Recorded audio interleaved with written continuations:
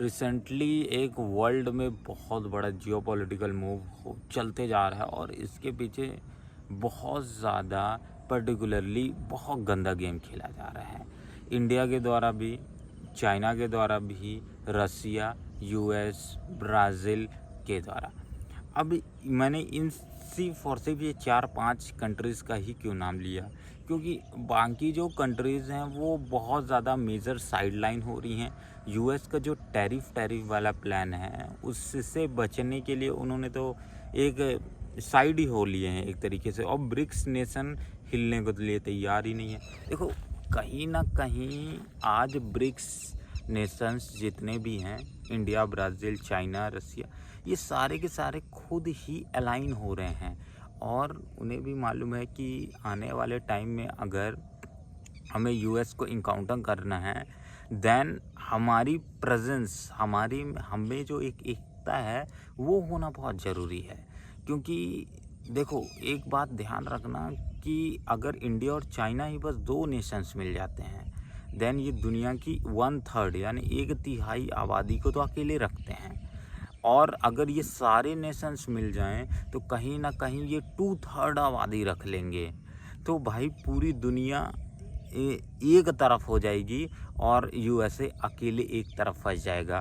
Then उस condition में जो बाकी रिमेनिंग कंट्रीज़ हैं, क्योंकि उनको भी देखना पड़ेगा अपने नेशनल इंटरेस्ट के हिसाब से, तो यूएसए इस पूरी दुनिया में आइसोलेट होना चालू हो जाएगा।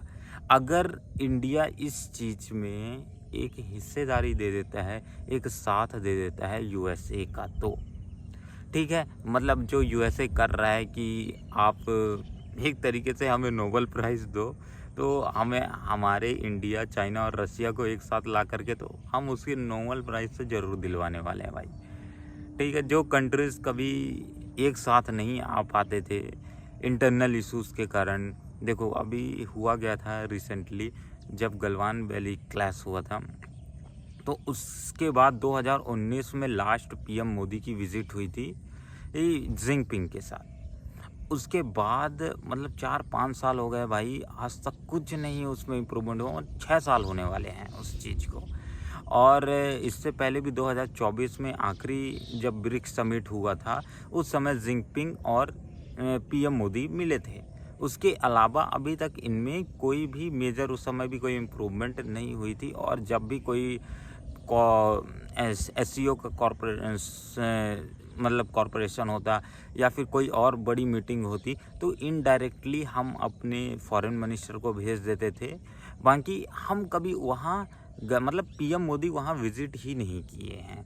तो वो एक तरीके से इस ग्रुप को साइडलाइन कर रहे थे, ताकि यूएस का जो एक तरीके का गुस्सा है वो ये देख कर के ना आए कि कहीं ना कहीं इंडिया हमारा सबसे बड़ा स्ट्रेटेजिक पार्टनर के रूप में आ रहा है, वो चाइना को इनकाउंटर करने के लिए हमारी मदद कर रहा है।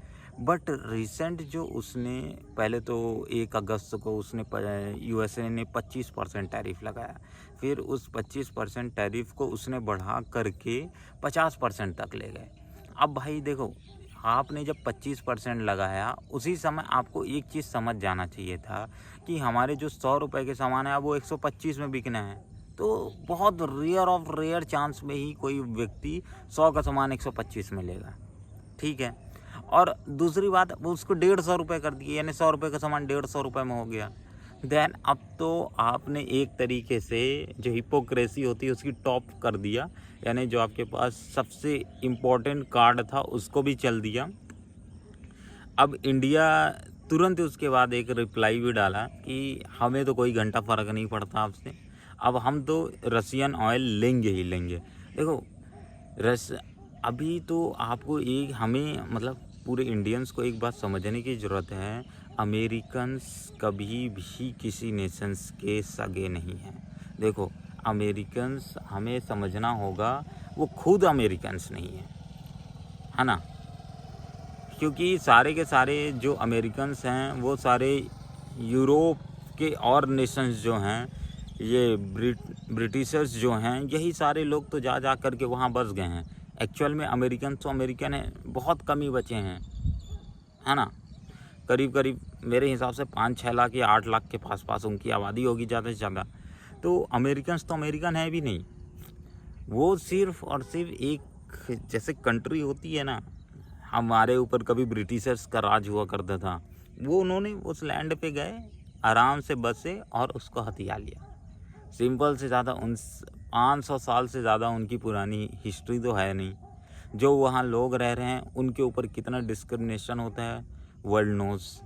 तो आपको एक चीज़ समझना पड़ेगा इस पूरी कहानी में, जहाँ यूएसए चाह रहा है कि दुनिया उसके सामने घुटने टेक दे, और कुछ नेशंस ने, मेरे को अजीब लगता था कि कुछ पावरफुल नेशंस इस ऐसे चीज़ों पे उनके घुटने टेक भी चुके हैं।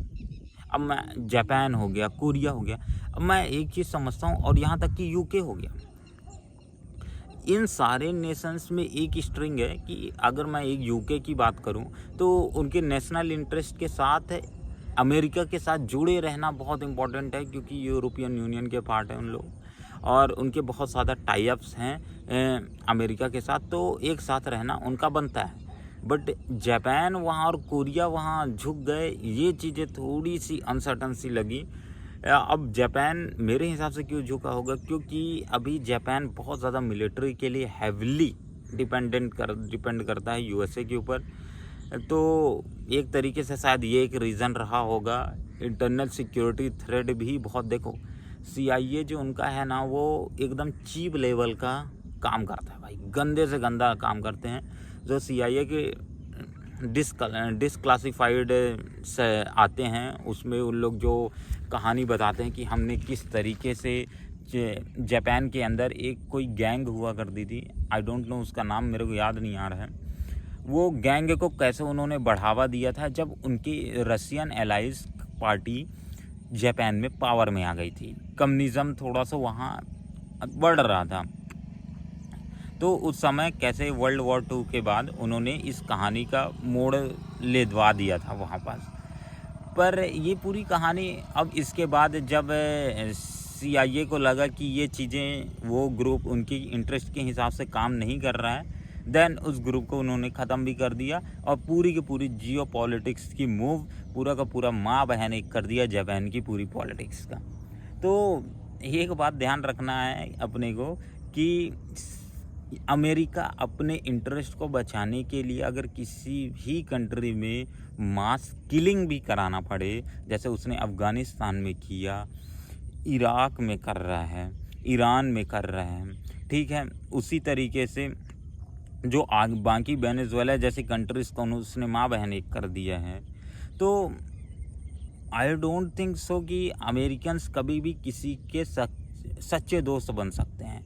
सबसे बड़ा दुश्मन, यानी सबसे बड़ा मैं बोलूँगा, इस दुनिया में कोई भी दोगलापंती कर सकता है। सबसे खतरनाक कोई व्यक्ति है इस दुनिया में भाई, और कोई नेशन सबसे ख़राब है चाइना के बाद इंडिया के लिए बोला जाए तो भाई यूएसए है। और मैं तो बोलूँगा भाई यूएसए को और टॉप में रखो, क्योंकि चाइना तो एक तरीके से बगल में करता है, और जो भी करता है तो बता के भी करता है, और हमें दिखता भी है। उसने कुछ एरियाज जो हमारे कंट्रीज़ के क्लेम कर रखे हैं, तो वो पर्टिकुलरली उसके लिए डाटा वाटा भी निकालता है एक तरीके से। और यहाँ अमेरिका के साथ तो डबल दोगलापंती चल रही है भाई, कुछ भी बोलेगा व्यक्ति, कुछ भी। देखो आज के समय जो हमारी सबसे बड़ी वीकनेस क्या है, वो ये है कि हम अमेरिका जैसी कंट्रीज़ के जो फॉरेन कंट्रीज़ हैं, उन सारे नेशंस के ऊपर हैविली डिपेंडेंट हैं।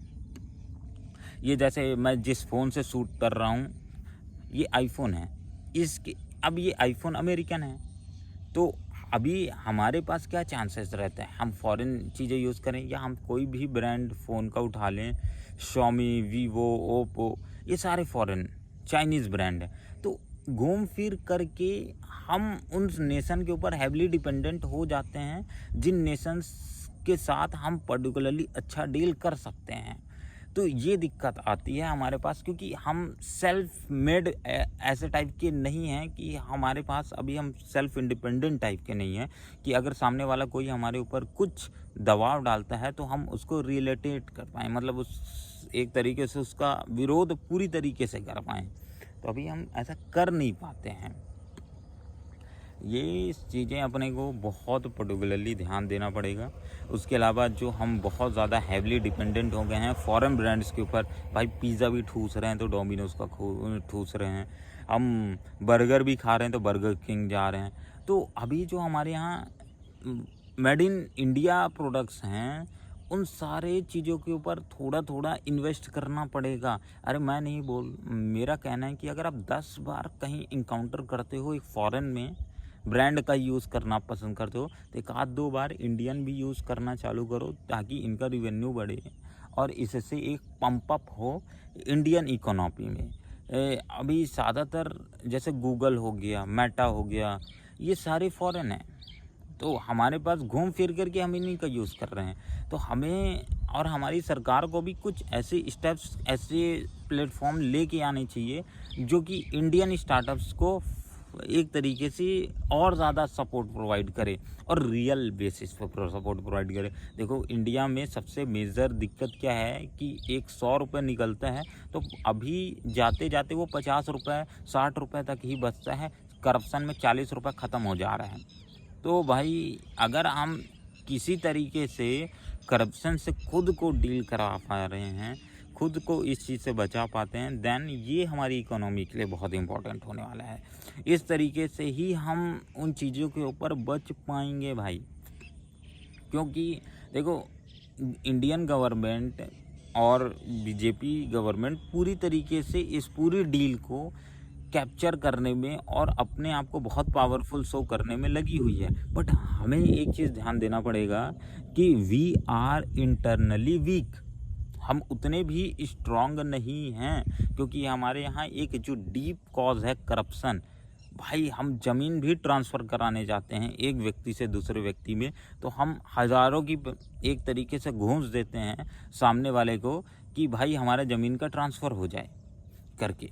उस अगर हम कुछ सामान भी बाय करते हैं तो फ़ॉरेन से इंडिया में आते आते घूस के चक्कर में वो 100 रुपये का सामान 120 रुपये में हो जा रहा है। तो ये चीज़ें हर एक व्यक्ति को, जो एक इंडियन है, प्योर इंडियन है, उसे करप्शन को एक तरीके से अपनी जड़ों से निकालना होगा और हमें अपने इंटरेस्ट के हिसाब से एक अलाइन कंट्री होकर के, एक साथ सॉवरेन नेशन होकर के, कि अगर हमारी सरकार कोई बहुत बड़ा नेशनल इंटरेस्ट के हिसाब से डिसीज़न ले रही है तो भाई बीजेपी कांग्रेस मेरे को चूतिया टाइप का लगता है भाई। मतलब आप इज़राइल जैसी कंट्रीज़ को देखो, अगर उनका नेशनल इंटरेस्ट आता है तो दोनों ही इस कंट्री की, मतलब कंट्री की जो पार्टी है इज़राइल की, वो साथ हो जाती है भाई, है ना। तो एक साथ राइट विंग और लेफ्ट विंग पार्टी एक साथ हो जाती है। और अगर ईरान के ऊपर या किसी और कंट्रीज़ के ऊपर उन्हें स्ट्राइक करनी है, गाज़ा पट्टी पे उन्हें कुछ करना है, फ़िलिस्तीन के ऊपर कुछ करना है, देन वो खुली छूट एक साथ सपोर्ट करते हैं भाई, नेशनल इंटरेस्ट भाई। और यहाँ बीजेपी कांग्रेस भाई चूतिया टाइप का मेरे को लगता है। और देखो भाई, इंटरनली लड़ना अपने हिसाब से मेरे को सही लगता है कि आप इंटरनली बहुत सारे बीजेपी के फ्लॉज हैं उनके ऊपर बात करो, बट जब पूरी कंट्री का एक साथ आना बनता है भाई, मेरे को कई बार देख करके ना बहुत ज़्यादा चूतियापा टाइप का लगता है कि कांग्रेस कहाँ तक पहुँच जाती है। मैं कांग्रेस को बहुत अच्छा मानता हूँ क्योंकि बहुत सारे मैटर पे वो बीजेपी को एक्सपोज भी करती है, क्योंकि बहुत सारे करप्शन जैसे मैटर पे हम देखते हैं इंटरनल पॉलिटिक्स में भी बहुत अच्छा प्ले करती है। बट कुछ चीज़ें जैसे अब पाकिस्तान में पहलगाम अटैक हुआ, महादेव मिशन लॉन्च हुआ, तो यार ये सारी चीज़ों को लेकर के एक पर्टिकुलरली अलाइन होना चाहिए हमें भाई। दूसरे कंट्रीज़ जो हमारी सबसे बड़ी एक तरीके से एनिमीज़ टाइप की हैं, उनके साथ जब हमारा युद्ध हो तो कम से कम बीजेपी कांग्रेस वर्सेस बीजेपी, ये सब चूतियापे पे पड़ने से भाई एकदम घटिया चीज़ है। इससे फॉरेन जो कंपनीज़ हैं, फॉरेन जो इन्वेस्टर्स हैं, फॉरेन जो नेशंस हैं, फॉरेन जियोपॉलिटिकल मूव हमारे हित के हिसाब से मूव नहीं करता। हम वो इंडिपेंडेंट नेशन की तरह फील नहीं होता यार। तो लोगों को एक चीज़ समझना चाहिए इस पूरी कहानी में कि उन्हें एक तरीके से वो प्रेशर डाल सकते हैं। अगर कोई भाई आप कांग्रेस को अगर फॉलो करते हो देन हमें क्या है, हम क्या कर सकते हैं कि हम ऐसी बातों को सोशल मीडिया पे शेयर करें ताकि जो दूसरी पार्टी भी है उसको कहीं ना कहीं फील हो कि अगर हम किसी के हित के हिसाब से, नेशनल इंटरेस्ट के हित के हिसाब से अगर कोई पार्टी काम कर रही है, दूसरी पावर में हुई पार्टी उसके लिए अच्छे स्टेप्स ले रही है, अगर हम उसको सपोर्ट नहीं करते देन हमें लोग सपोर्ट नहीं कर रहे हैं। तो लोगों को ये करना पड़ेगा। आपका एक सिंगल ट्वीट, एक सिंगल आपकी बात, एक सिंगल आप इंस्टाग्राम ट्विटर पे एक छोटे छोटे पोस्ट डाल सकते हैं भाई, ये चीज़ें बहुत बड़ा इम्पैक्ट क्रिएट करती है। देखो आज तो सोशल मीडिया के युग है, हम चाहें तो एक बहुत बड़ा मैसिव फ्लड ला सकते हैं पूरी दुनिया में, और हमारी आबादी इतनी ज़्यादा है कि हम रातों रात पूरा इंटरनेट स्पैम कर सकते हैं भाई। तो मैं इंटरनेट स्पैम करने की आपको वो नहीं कहूँगा, बट यार हमारे कंट्री में सबसे बड़ी दिक्कत ये है कि हम जियो पॉलिटिक्स पे उतने अपडेट नहीं रहते हैं। ठीक, कोई कंट्री में क्या हो रहा है हमें कोई घंटा फ़र्क ही नहीं पड़ता है। देखो सबसे पहले तो अपने को ये नेचर को ख़त्म करना पड़ेगा, हमें ये समझना पड़ेगा कि अपने को कैसे भी करके जियो पॉलिटिक्स भी समझना इम्पोर्टेंट है। बाय द वे अगर हम इस चीज़ को नहीं करते हैं देन हमें बहुत ज़्यादा दिक्कत फेस करना पड़ सकता है। अरे यार मौसम अच्छा है, हाँ, तो हमें ये सारी चीज़ें भी ध्यान देना पड़ेगा। अब हम अपने पुराने टॉपिक के ऊपर थोड़ा सा वापस आते हैं। देखो अभी भी मैं बोलूँगा, अगर जिसको इस वीडियो पे बोर लग रहा है ना भाई, भाग जाओ भाग जाओ, आपके बस का नहीं है वो चीज़ों को समझना। देखो अगर आप ये सारी चीज़ें आज नहीं समझोगे देन आपको चारों तरीके से सिर्फ और सिर्फ लॉस को ही देखना पड़ेगा। If you are trading in stock market, अगर आप म्यूचुअल फंड में इन्वेस्ट करते हैं, आप गोल्ड में इन्वेस्ट करते हैं, या आप इंडिया की किसी भी सेक्टर में काम करते हैं, देन सारे सेक्टर हिट होते हैं जियो पॉलिटिक्स से। जियो पॉलिटिक्स पूरा गेम पलटता है दुनिया का। तो आपको इस सारी चीज़ों से आप भाग करके बच नहीं सकते हो। ठीक, तो अभी जिसको बोल लग रहा है भाई, एक काम करो, तुरंत वीडियो डिस्क्लोज़ करो और यूट्यूब में आप जाओ, छपरी गिरी वाला रील्स देखो और जो आपको अच्छा लगता है वो काम करो। ठीक, पर अगर आप सुन रहे हो देन आप इंडिया के आने वाले, एक तरीके से बोल सकते हैं, सपोर्ट कर रहे हो, इंडिया की इकोनॉमी को स्ट्रॉन्ग कर रहे हो, क्योंकि ऐसे टाइप के जो वीडियोस भी हैं अगर आप उनको भी देखते हो देन एक कम्युनिटी बिल्ड होती है लोगों की। हम आज दुनिया में एक सबसे स्ट्रॉन्ग पावर इसलिए बन पा रहे हैं क्योंकि एक समय पे जियो लॉन्च हुआ। जियो लॉन्च होते साथ ही दुनिया में इंडिया की पॉलिटिक्स बदल गई, इंडिया की स्ट्रेंथ बदल गई, क्योंकि बाकी जो कंट्रीज़ हैं उनमें इंटरनेट इतना महंगा है कि भाई इंसान उससे ज़्यादा सस्ता तो उनके लिए खाना हो जाता है, खाना कपड़ा मकान, इंटरनेट का इतना ज़्यादा हाई प्राइस है। समझ रहे हो? अगर आपको बहुत अच्छे तरीके से इंटरनेट मिल रहा है तो उसका आपको प्रॉपर यूज़ करना चाहिए। चलो बकवास हम बहुत ज़्यादा नहीं करते, अपनी टॉपिक पे वापस आते हैं। तो अब ये पूरे टॉपिक को जैसे डील करने के लिए इंडिया ने बहुत एक क्रिटिकल स्टेप चला है, क्योंकि देखो आप 50% अगर यूएसए ने इंडिया के ऊपर टैरिफ लगा दिया है देन एक तरीके से वेस्ट ने पूरा का पूरा हमें एक बता दिया है कि अमेरिका की मार्केट इंडिया के लिए क्लोज हो चुकी है।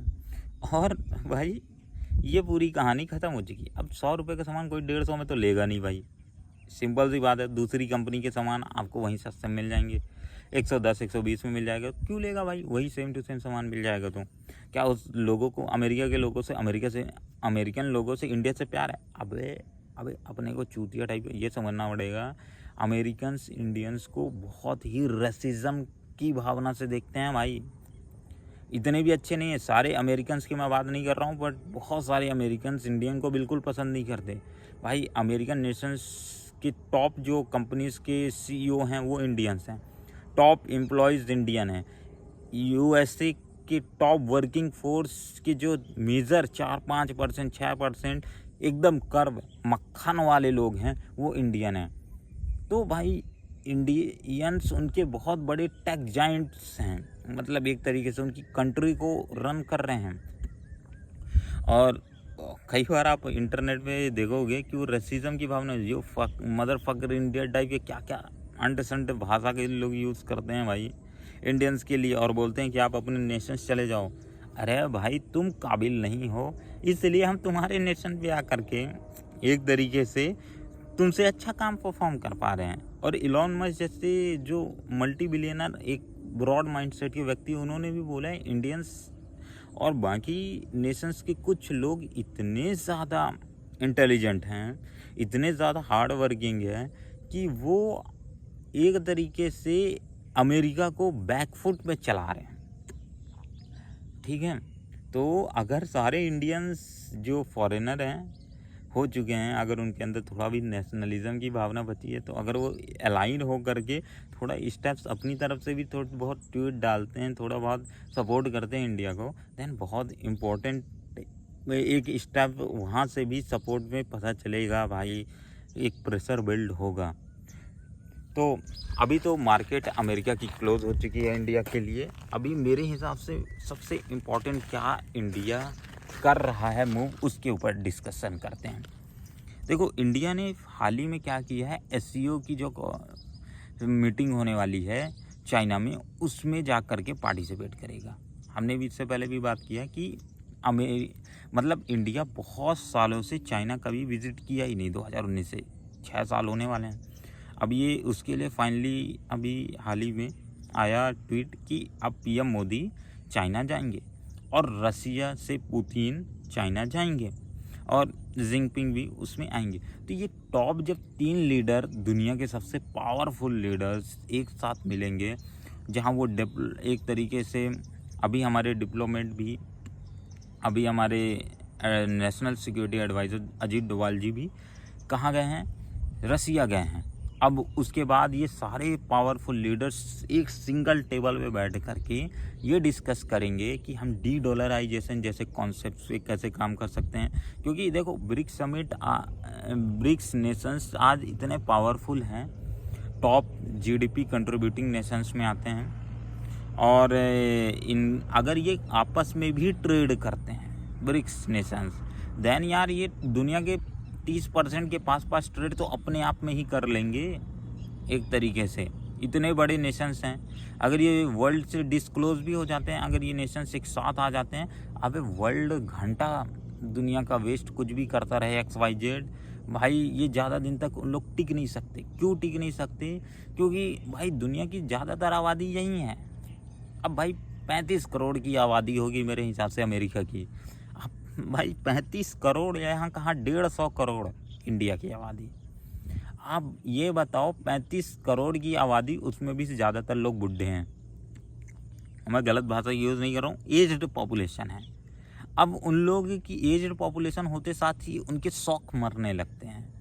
ठीक है, उन्हें ज़्यादा कोई फ़र्क नहीं पड़ता भाई कि हम इंस्टाग्राम चलाएं या फेसबुक चलाएं, या हम जा करके हर दिन बर्गर पिज़्ज़ा ये सब ठूसें। ये सब वो नहीं कर सकते। ये सारी चीज़ें कौन सी यंग पॉपुलेशन करती है, जो कि इंडिया चाइना जैसे कंट्रीज़ में अभी हैविली है, बहुत ज़्यादा है।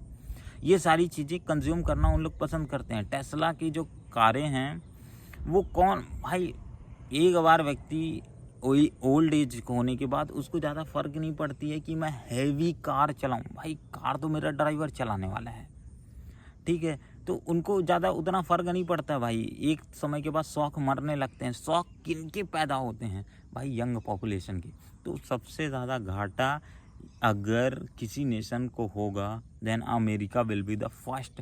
क्योंकि जो पूरा का पूरा मैं बोलूँगा बराक ओबामा, बाइडेन और पूरे के पूरे उनकी जो अमेरिकन एडमिनिस्ट्रेशन की पुरानी पार्टीज थी, वो सारी लोगों ने जो काम किया था इंडिया को एक स्ट्रॉन्गेस्ट लाई। हम जब डोनाल्ड ट्रंप पहली टर्म हुई थी उनकी, तब उस समय वो इंडिया को सबसे स्ट्रॉन्गेस्ट लाई ही मानते थे अपना। पर अभी क्या, क्योंकि इंडिया अब थोड़ा सा भाई बोलने लगा है, और मैं बोलूँगा भाई इन सभी के पीछे अगर कोई सबसे बड़ा एक व्यक्ति है जिसने पूरी पॉलिसी को ही बोलने वाली बना दिया, डट के खड़े होने वाली बना दिया, वो पीएम मोदी तो हैं ही, पर उनसे भी ज़्यादा मैं बोलूँगा किसी ने ये चीज़ सच में करके दिखाया है। जो मतलब वेस्ट है उसको डायरेक्टली मुंह पे भाई आप तो समझ ही गए होगे कि मुंह पे ही डायरेक्टली बोल देना कि भाई तुम तो दोगलेपंती करते हो, खुद करते हो, तुम करो तो सही, हम करें तो बकवास। तो भाई एस जयशंकर हैं, उन्होंने भाई क्या रोल निभाया है, दुनिया की अभी सबसे एकदम पावरफुल भाई फॉरेन मिनिस्टर बोल सकते हैं भाई उनको, मैं मतलब एक नंबर व्यक्ति है भाई। क्योंकि एक्चुअल में जब आपको बहुत ज़ोरों से कोई बार बार पिंच करता है ना पीछे, तो एक मुक्का मारना ज़रूरी है उसको, समझे? नहीं तो वो ये आज पिंच कर रहे हैं, धीरे धीरे करके कल सुई घुसेड़ेगा और आगे जा करके गोली की जवाब गोला देगा, जैसे पीएम मोदी को। तो गोली की जवाब गोला से देना ज़रूरी है। चलो, तो ये जो मीटिंग हो रही है इसकी कुछ इम्पोर्टेंट हाइलाइट्स की बात करते हैं जो मेरे हिसाब से मेरे को समझ आ रहे हैं। मैं ये सारी चीज़ें अपने बिहाफ में कह रहा हूँ जो मुझे अच्छी लग रही हैं, तो और डाटा के हिसाब से कह रहा हूँ भाई। तो आपको इस बात का भी ध्यान रखना है, आपको अपना यूथ दिमाग भी यूज़ करना है। चलो, जैसे अपन मार्केट में बोलते हैं, अब जैसे इस पूरी कहानी में जब ये 3 नेशंस मिलेंगे, डी डॉलराइजेशन एक मेरे को लगता है सबसे बड़ा इसके ऊपर काम करेंगे, क्योंकि डी डॉलराइजेशन के लिए जो सारे इंपॉर्टेंट टूल्स हैं वो इंडिया के पास हैं। क्या चाहिए डी डॉलराइजेशन करने के लिए? एक चाहिए भाई आपको बहुत इम्पोर्टेंट सिस्टम, ठीक है, जो कि ख़त्म कर सके जो उनका स्विफ्ट वाला एक, भाई मेरे को उस पूरे सिस्टम का नाम याद नहीं आ रहा है, तो उस पूरी की पूरी डॉलर की जो एक डोमिनेंस है उसको ख़त्म करने के लिए आपको एक सिस्टम चाहिए कि भैया एक कंट्री से दूसरे कंट्री में कैसे भी करके पैसा चला जाए। तो हमारे पास आज यूपीआई इतना स्ट्रांग है कि वो करोड़ों के बिलियंस के ट्रांजैक्शन यूं ही आराम से कर सकता है, उसमें कोई भी शक नहीं है ये। और वो कई मतलब एक माइन्यूट सेकंड में कर सकता है। एक तो ये हो गया। दूसरी बात, डी डॉलराइजेशन करने के लिए हमारे पास चाइना, इंडिया, इन सारे की लोगों की पावरफुल करेंसी है। अगर ये करेंसी जोड़ करके करेंसी बनाया जाए देन ये ज़्यादा स्टेबल होगा, ज़्यादा प्रिफरेबल होगा लोगों के लिए, क्योंकि डॉलर में एक रिस्ट्रिक्शन आ जाती है कि आप इसको बहुत ज़्यादा मतलब अपने पास स्टोर करोगे तो दिक्कत है, और बहुत ज़्यादा, क्योंकि स्टोर करने से दिक्कत ये है कि कल डॉलर की वैल्यू गिर गई तो आपकी करेंसी की वैल्यू गिर जाएगी। वो क्योंकि एक नेशन के ऊपर डिपेंडेंट है। अमेरिका कुछ भी स्टेप चलता है डॉलर की प्राइस ऊपर नीचे हो जाती है, तो आप एक तरीके से ऐसा हो जाता है कि अपने घोड़े की लगाम किसी और कंट्री को दे दिए हो, किसी और लोगों को दे दिए हो पकड़ के चलाने के लिए, और आप पीछे होकर के बैठे हो। तो डॉलर उतनी स्टेबल नहीं है। जब 7-8 नेशंस मिल करके ब्रिक्स करेंसी पे काम करेंगे, देन वहाँ एक इम्पॉर्टेंट आप फैक्टर ये रहेगा कि ये सातों नेशंस के इन्वॉल्वमेंट होने के बाद ही कोई करेंसी में बड़ा फ्लक्चुएशन देखने को मिलेगा। Single country can not put much fluctuation. ये बात हमें ध्यान रखनी पड़ेगी इस पूरी कहानी में। दूसरा, डिफेंस को लेकर के सबसे बड़ा मेजर अपडेट आ सकता है। वाओ, देखना जरूरी है भाई कैमरा चल रहा है कि नहीं, क्योंकि डिफेंस एक इम्पॉर्टेंट मैं इसलिए बोल रहा हूँ क्योंकि अभी हाल ही में हम अमेरिका से भी जो उनके फाइटर जेट्स है उसको ख़रीद नहीं रहे हैं। हम तो बोल रहे हैं रशियन हम फाइटर जेट्स ही खरीदेंगे, हम रशियन से ही बहुत सारे बैलिस्टिक मिसाइल्स भी खरीदने वाले हैं। जो भी डिफेंस इक्विपमेंट होंगे, अभी तो ये सारी चीज़ें उतनी डिस्क्लोज होती नहीं हैं, हम अमेरिका से ले नहीं दें। तो ये चीज़ पे अमेरिका भटका हुआ है, और आने वाले टाइम पे अगर कॉरपोरेशन अच्छी खासी हो जाती है देन हम कुछ एक इंटीग्रेशन करके एक बहुत बड़े प्रोजेक्ट पे भी काम कर सकते हैं। तो एक ये आता है। तीसरा, ट्रेड को लेकर के आता है कि अभी हाल ही में जो अगर ये तीनों कंट्रीज़ मिल करके इस ब्रिक्स को स्ट्रॉन्ग करते हैं, SCO में तीनों सबसे मेजर प्लेयर हैं, और इसके बाद अगर ये आगे चल करके ब्रिक्स को स्ट्रॉन्ग करने पे ध्यान देते हैं, ट्रेड को और ज़्यादा बढ़ाते हैं, देन ओवरऑल हमें वेस्ट नेशंस के ऊपर डिपेंड करना ही नहीं पड़ेगा, क्योंकि वेस्ट के जो नेशंस हैं, पूरा यूरोपियन यूनियन, वो एक तरीके से हमें कीड़े से ऊपर नहीं समझते हैं। वो चाहते हैं वैसे कि हम गधे की तरह उनकी बातें सुनते रहें, बट यार आपको वेस्ट, मतलब मैं बोलता हूँ कि कोई व्यक्ति कितना बेवकूफ़ हो सकता है। अगर आपका दोस्त आपके ही इतना बिलियनर है, इतना ही पावरफुल है, देन आप उसकी बातें सुनोगे यार, उसके साथ निगोशिएशन करोगे, उसके साथ एक इक्वलिटी बना करके चलोगे, है ना। आप उसको एक तरफा ये नहीं बोल सकते कि भाई तू मेरा जाके जूता साफ कर, नहीं बोल सकते भाई।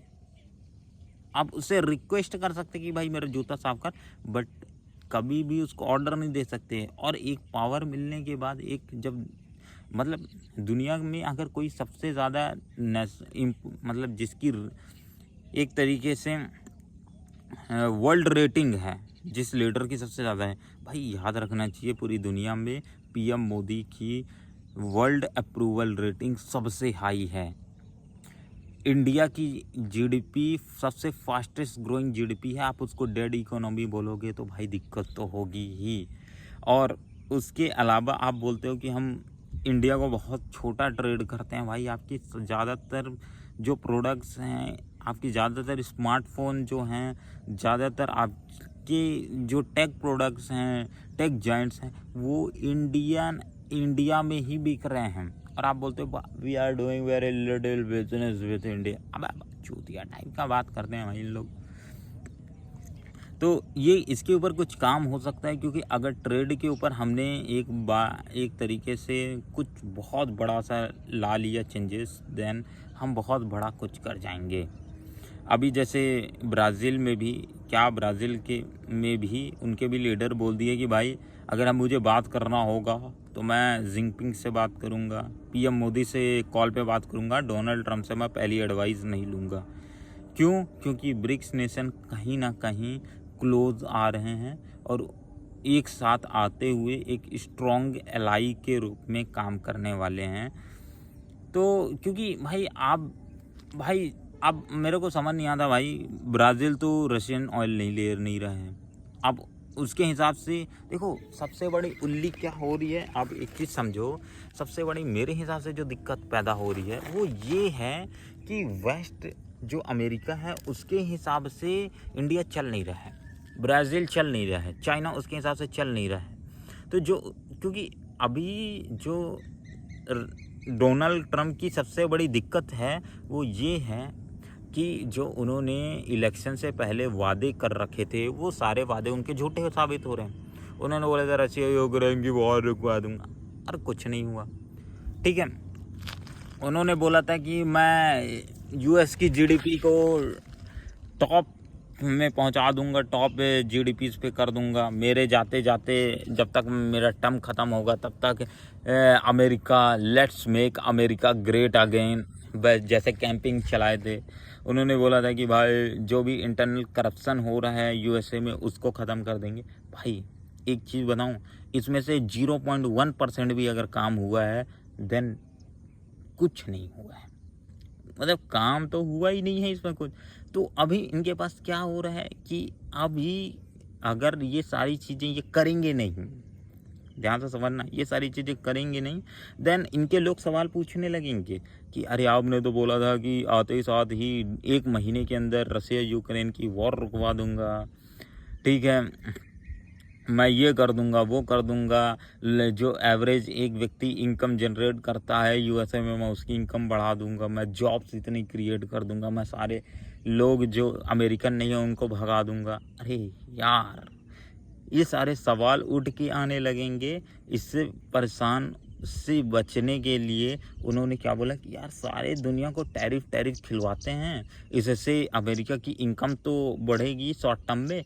अब मुझे तो क्या लेना देना, मेरे को शॉर्ट टर्म से मतलब है भाई, मेरे को क्या लेना देना भाई, अमेरिका का फ्यूचर कैसे जाता है आने वाले टाइम में, कि अमेरिका कहाँ जाएगा उससे मेरे क्या लेना है। मुझे अपने 5 साल तो अच्छे से पूरी करना है, वो 4 साल जो भी है 4 साल उसको अच्छे से निभाना है, साथ निभाना साथी का टाइप का खेल रहे हैं भाई।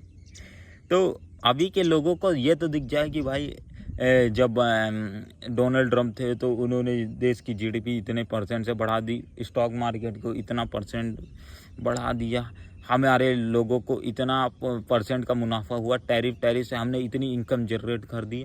आने वाले टाइम पे जो अमेरिका अभी शॉर्ट टर्म पे डोनाल्ड ट्रम्प की ये सारी बातों को हाँ हम ऐसे करके बात सुन ले रहे हैं भाई। ये एक तरीके से ना मैं बोलूँगा ना, जब भी कोई जियो पॉलिटिक्स में ना एक गंदा मूव होता है ना, तो वो किसी युग की ना बहुत बड़ी शुरुआत होती है। और ये चीज़ ना बहुत इम्पोर्टेंट रोल प्ले भी करती है पूरे जियो पॉलिटिक्स में। क्यों मुझे ऐसा इसलिए लग रहा है, क्योंकि देखो जब भी रसिया के ऊपर सैंक्शंस लगाए गए थे, उससे पूरी की पूरी डॉलर की डोमिनेंस, जो डॉलर का एक्सेप्टेंस है उससे बाहर कर दिया गया था, स्विफ्ट पेमेंट सिस्टम जो था उससे हटा दिया गया था। तो एक तरीके से रसिया को उसने आइसोलेट कर दिया था अपने पावर की तरफ से। तो एक तरीके से लोगों ने वेस्ट मतलब जितने भी कंट्रीज हैं उन्होंने एक चीज़ से समझ लिया कि हमें डॉलर के ऊपर उतनी मतलब एक तरीके से रिलायंस को क्या बोलेंगे भाई, सही शब्द ये होगा कि इतनी ज़्यादा डिपेंडेंसी नहीं रखना चाहिए। क्योंकि डॉलर से जैसे उसने रसिया को रातों उसका उसका अकाउंट फ्रीज कर दिया, कई बिलियन डॉलर जो हम रखते हैं एज आ फॉरेन करेंसी में, उस सारी तरीके से ख़त्म हो गया। फॉरेक्स में जो हमारे रिजर्व्स हैं उसको वो जब्त कर सकते हैं, क्योंकि देखो फॉरेक्स रिजर्व्स दूसरी कंट्रीज़ के कंट्रोल में रहते हैं, है ना। तो अभी हमारे जैसे फॉरेक्स रिजर्व है करीब 600 साढ़े 600 बिलियन यूएस डॉलर्स के हैं। तो ये सारे पैसे अगर आज कल जा कर के इंडिया के खिलाफ कोई भी दिक्कत आती है तो ये सारे फॉरेक्स रिजर्व्स कोई काम के रहेंगे नहीं, क्योंकि फ्रीज हो जाएंगे। तो इंडिया ने भी बहुत सारा फॉरेक्स को अब उसका जो कंट्री है भाई उसको चेंज करके इंडिया में लाना चालू कर दिया। आप अगर डाटा को जा कर के गूगल पे देखोगे तो बहुत सारा गोल्ड का रिजर्व जो हम दूसरी कंट्री पे रखते थे अब वो इंडिया पे रखने लगे हैं। हम डॉलर से ज़्यादा आज गोल्ड रिजर्व कर रहे हैं, क्योंकि गोल्ड का रिजर्व ऐसा है कि डॉलर की बैकिंग जो है वो एक तरीके से गोल्ड से है। हमें ये चीज़ का समझ रखना पड़ेगा। तो जो बैकिंग है ना उससे कहीं स्ट्रॉन्गेस्ट हमें एक सपोर्ट मिलता है गोल्ड से। अगर कल जा कर के देखो रसिया आज सर्वाइव क्यों कर पाया, उसने जब पंपिंग इतना ज़्यादा क्यों कर पाया अपने आप को वॉर के वक्त, क्योंकि उसने बहुत ज़्यादा गोल्ड रिजर्व्स भी अपने पास रखे थे। तो जब उसके ख़राब कंडीशन आए, जब कोई व्यक्ति देखो आपके पास सबसे करेंसी में क्या है, आपकी अगर करेंसी कोई एक्सेप्ट नहीं करता, क्योंकि दिक्कत क्या आता है कि अगर आपकी करेंसी रसिया की जैसे करेंसी है तो अगर वो बैन हो गई तो दूसरे कंट्रीज़ वाले उसको लेने से डरते हैं। क्यों डरते हैं? क्योंकि मेजर उसका एक ही दिक्कत आता है कि आप उस करेंसी को कोई और कंट्री को के साथ एक्सचेंज नहीं कर सकते। आपको एक तरीके से डिपेंडेंट हो जाओगी। अगर रशियन करेंसी आप यूज़ करते हो तो रसिया से आपको सामान लेकर के वो करेंसी उसको वापस देना पड़ेगा। इंडियन करेंसी यूज़ करते हो तो इंडियन करेंसी बहुत सारे नेशंस उसको एक्सेप्ट करते नहीं है, तो आपको एक लिमिटेड एक्सेप्टेंस के साथ उस करेंसी का यूज़ उसी कंट्री के साथ ज़्यादातर केसेस में करना पड़ता है। तो अगर हम गोल्ड का यूज़ करते हैं देन उस गोल्ड तो ग्लोबल है भाई, गोल्ड सोना तो हर कोई ले लेगा, गोल्ड में तो कोई दिक्कत ही नहीं है।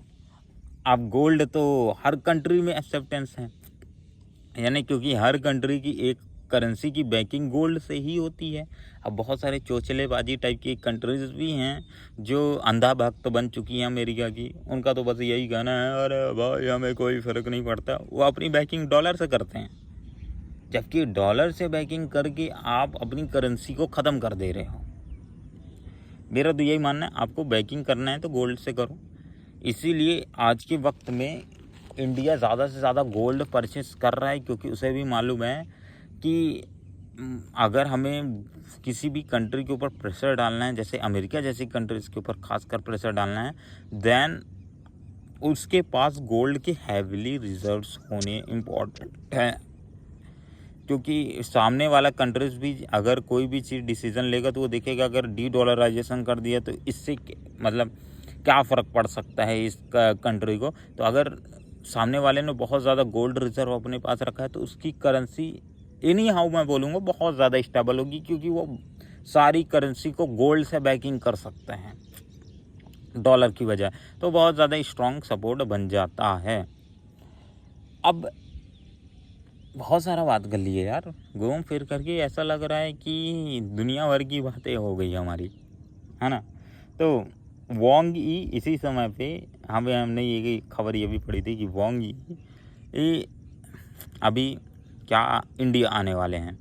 तो इसमें ही वांग ई क्या हैं, उनके फॉरेन मिनिस्टर हैं तो चाइना के, तो इंडिया आने वाले हैं। तो उसमें भी कुछ उन जो एससीओ को लेकर के मीटिंग होगी उसके इम्पोर्टेंट हाइलाइट्स को डिस्कस किया जाएगा, क्या क्या पॉइंट्स पे बातें की जाएंगी।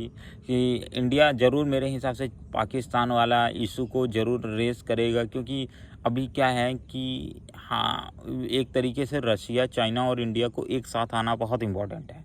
तो कहीं ना कहीं चाइना इस प्रेशर को कहीं एक्सेप्ट भी करेगा, क्योंकि उसे मालूम है कि उसका वफादार एक तरीके से हमें ऐसी गलत भाषा का यूज़ नहीं करना चाहिए, मैं नहीं बोलूँगा ऐसे शब्द, वफादार वो अमेरिका के साथ हाथ मिला रहे हैं।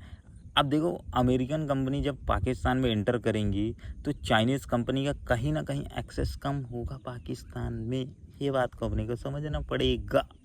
तो उनके लिए भी एक स्ट्रॉन्ग एलाई बनना इंडिया के साथ बहुत ज़रूरी है।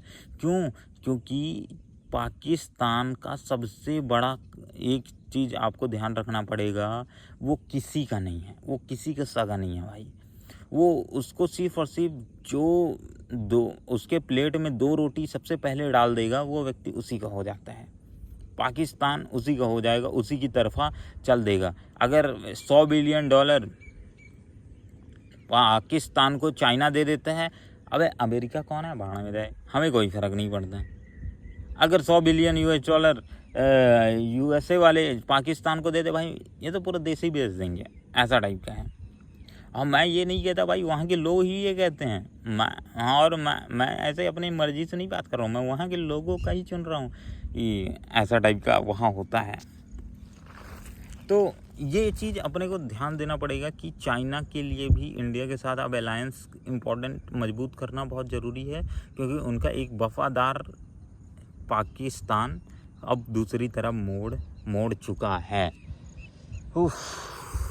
तो ये बात उनके भी समझ आएगी, और कहीं ना कहीं जो गलवान क्लैशेस है उसके बारे में भी डिस्कशन होगा, क्योंकि इंडिया ऐसे मौके को सबसे इम्पोर्टेंट तरीके से यूज़ करता है।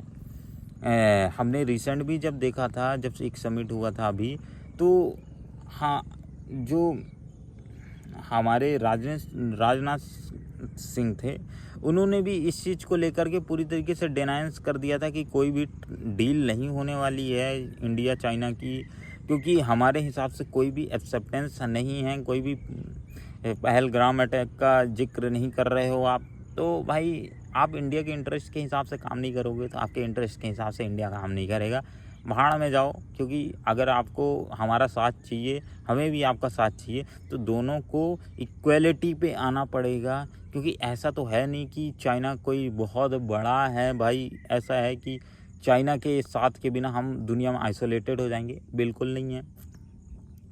और चाइना हमारे बिना ऐसा आइसोलेटेड हो जाएगा, ऐसा भी बिल्कुल नहीं है, हमें ऐसा भी ध्यान रखना चाहिए। तो हमें दोनों कंट्रीज़ को जब एक साथ आना है तो एक साथ इन सारे टॉपिक्स के ऊपर भी डील करना पड़ेगा जो सामने वाला आपसे चाहता है, ये इम्पोर्टेंट भी है। तो इस सारी चीज़ों के ऊपर भी कहीं ना कहीं बातें होंगी। रशिया इन दोनों के बीच में एक मीडिएटर का काम करेगा, क्योंकि सबसे बड़ा इशू इंडिया रशिया के रिलेशंस में नहीं है, क्योंकि इंडिया रशिया के रिलेशन ऑन टॉप पीक सबसे अच्छा है। इंडिया और चाइना और रशिया का रिलेशन भी टॉप पीक पे है। इसमें दिक्कत क्या है कि ये दोनों साथी, इंडिया और चाइना एक साथ नहीं है।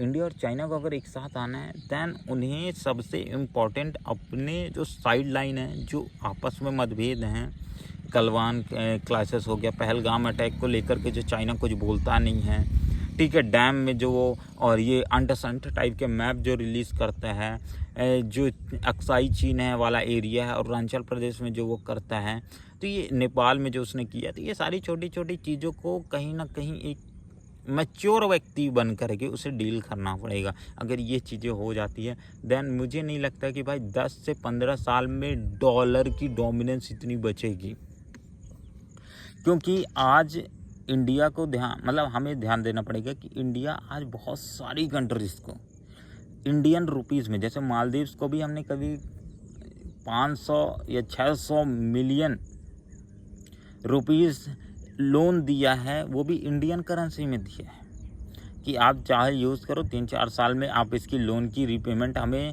वापस इंडियन रुपीज़ में कर सकते हो। तो इससे क्या होगा, इंडियन रुपीज़ की जो डोमिनेंस है वो धीरे धीरे बढ़ेगी, एक्सेप्टेंस बढ़ेगी।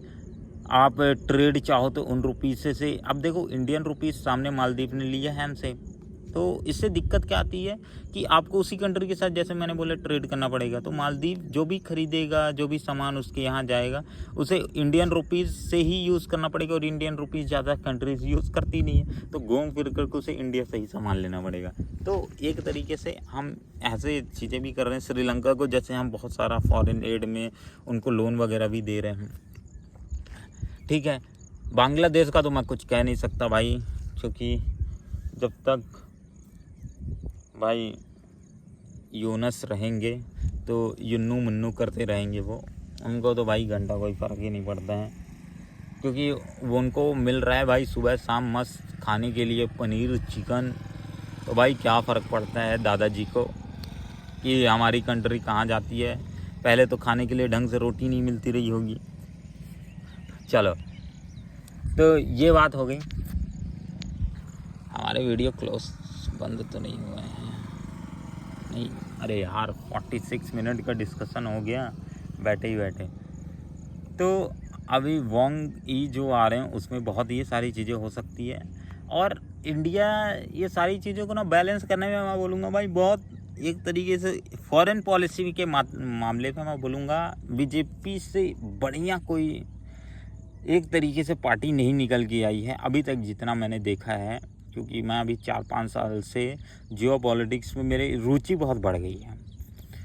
तो कोई ऐसा मेरे को दिखा नहीं पास्ट हिस्ट्री में भी कि बहुत ज़्यादा अच्छे तरीके से डील किया गया हो इस तरीके का, क्यों इस तरीके का जवाब इंडिया ने दिया हो।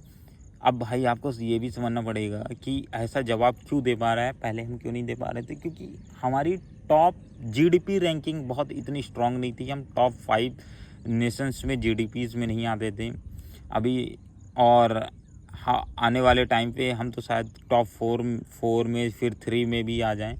तो अभी कोई ज़्यादा फ़र्क पड़ा नहीं है, कुछ ही कंट्रीज़ में कुछ ही।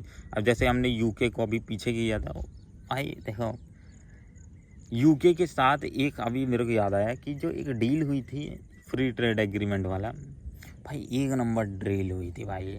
उसमें ना ज़्यादातर जो फेवर था ना वो यूके के साथ उन्होंने किया था, वो इंडियन फेवर में था।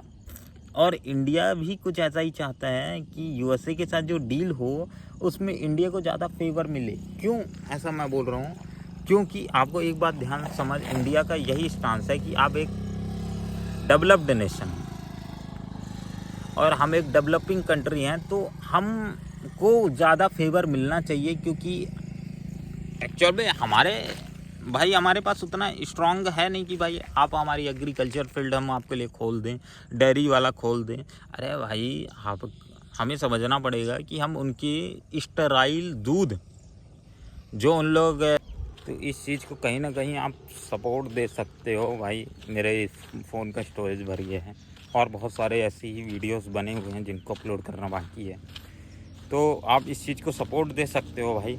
इस वीडियो को शेयर करके अपने दोस्तों के साथ, उन दोस्तों के साथ जो एक्चुअल में जियो पॉलिटिक्स में इंटरेस्ट रखते हैं।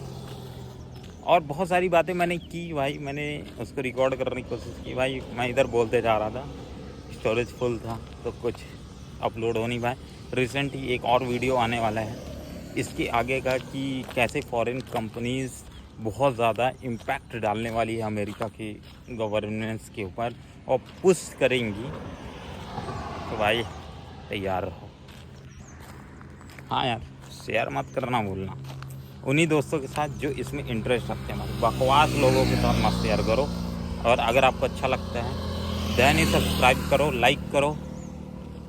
बाकी जल्दी मिलते हैं नेशनल इंटरेस्ट के साथ दूसरी नई वीडियो में। धन्यवाद। जय हिंद, जय भारत।